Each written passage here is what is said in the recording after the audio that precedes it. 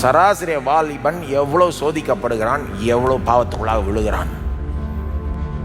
ஏதோ ஒரு விதத்துல அவருக்கும் அப்படிப்பட்ட சோதனைகள் வந்திருக்கும். ஆனா ஒருபோதிலும் அவர் பாவத்துல விழவில்லை. பாவம் செய்யாம இருந்தார்ன்றது மட்டும் இல்ல, எல்லா நீதியையும் செய்தார்.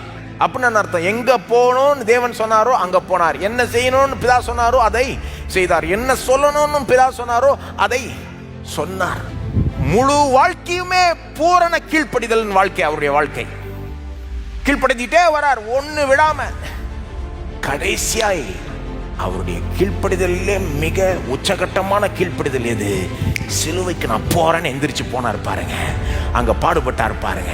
அதுதான் அவருடைய உச்சகட்டமான கீழ்ப்படிதல். மரணத்தில் உச்ச நிலைக்கு வந்த அவருடைய பூரண கீழ்ப்படிதலின் வாழ்க்கை இருக்கு பாருங்க. அதன் அடிப்படையில் தான் தேவன் நம்மளை நீதிமானா ஏற்றுக்கொள்கிறார். இயேசுடைய பூரணத்தின் நிமித்தமாய் நாம பூரண நீதிமான்களாய் ஏற்றுக்கொள்ளப்படுகிறோம்.